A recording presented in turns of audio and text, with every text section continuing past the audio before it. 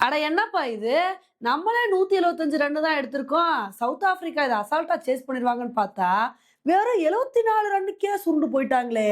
ஆமாங்க. இப்படி வந்து சொல்ற மாரி தான் இன்னைக்கு சவுத் ஆப்பிரிக்காவோட பெர்ஃபார்மன்ஸ் ரொம்ப மோசமா இருந்துச்சுங்க. இன்னைக்கு நம்ம இந்தியா ஃபர்ஸ்ட் பேட்டிங் பண்ணி 175 ரன் வந்து எடுத்திருந்தோம். எப்பா இந்த ஒரு ஸ்கோர வச்சு நல்ல பவுலிங் பெர்ஃபார்மன்ஸ குடுக்கணும்ப்பா அப்படின்னு தாங்க வந்து எதிர்பார்த்தோம். அதுக்கு தகுந்தாப்ல இன்னைக்கு நம்ம இந்தியா ஸ்டார்ட்டிங்ல இருந்தே வேற லெவல் பவுலிங் பெர்ஃபார்மன்ஸ் வந்து குடுத்துட்டாங்க. இன்னைக்கு டீகாக்கும், மார்க்ரமும் நல்ல ஒரு பார்ட்னர்ஷிப்ப போடுவாங்கன்னு பார்த்தா, இன்னைக்கு ஹர்தீப் சிங் வந்து நான் ஓவர்ல அதுவும் என்னோட 2வது பால்லே விக்கெட் எடுப்பேன் அப்படின்னு சொல்லிட்டு, டீகாக்கோட விக்கெட்ட வந்து எடுத்தாருங்க. அதோட நிறுத்தாம என்னோட அடுத்த ஓவர்லயே நான் விக்கெட் எடுப்பேன் அப்படின்னு சொல்லிட்டு, ஸ்டப்ஸோட விக்கெட்ட வந்து எடுத்தாருங்க. சரி 2 விக்கெட் போனாலும் மார்க்ரம் நின்னு நல்ல ஒரு இன்னிங்ஸ குடுப்பார்ன்னு பார்த்தா, அவரும் அக்சர் பட்டேலோட பால்ல வந்து போல்ட் ஆயிட்டாரு.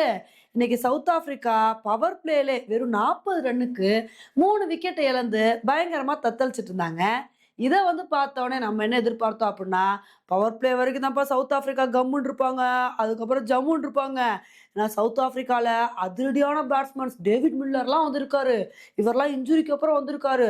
மனுஷன் நல்ல ஒரு பேட்டிங் பெர்ஃபார்மன்ஸ குடுக்க போறாரு அப்டின்னு தாங்க வந்து எதிர்பார்த்தோம். ஆனா ஹர்திக் பாண்டியா இருந்துகிட்டு, அவர் நல்ல பேட்டிங் பெர்ஃபார்மன்ஸ குடுக்க மாட்டாருப்பா. நான் நல்ல பவுலிங் பெர்ஃபார்மன்ஸ குடுக்குறேன். நானும் ரொம்ப நாள் கழிச்சு தான் வந்திருக்கேன் அப்டின்னு சொல்லி, மனுஷன் டேவிட் மில்லரோட விக்கெட்ட வந்து எடுத்துப்புட்டாருங்க. அதுக்கப்புறம் சவுத் ஆப்பிரிக்காவோட பேட்ஸ்மேன்ஸ் யாராவது நல்ல ஒரு பெர்ஃபார்மன்ஸ குடுப்பாங்கன்னு பார்த்தா, வருண் சக்கரவர்த்தி இருந்துகிட்டு, நான் அடுத்தடுத்த ஓவர்ல 2 விக்கெட் எடுப்பேன்னு சொல்லி, அடுத்தடுத்த ஓவர்ல 2 விக்கெட் எடுத்து அசத்தி புட்டாருங்க.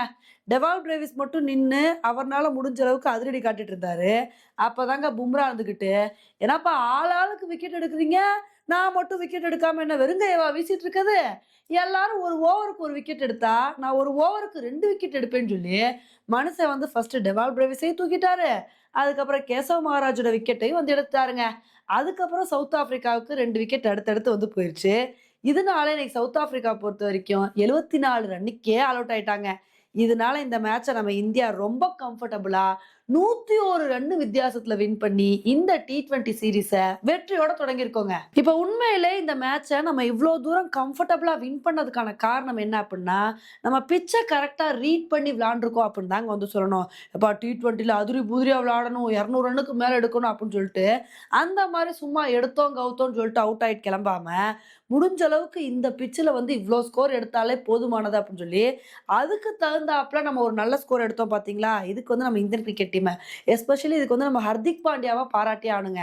ஏன்னா மத்த பேட்ஸ்மேன்ஸ் எல்லாருமே சின்ன சின்ன கான்ட்ரிபியூஷன குடுத்து நடைய கட்டிட்டு கிளம்பிட்டாங்க.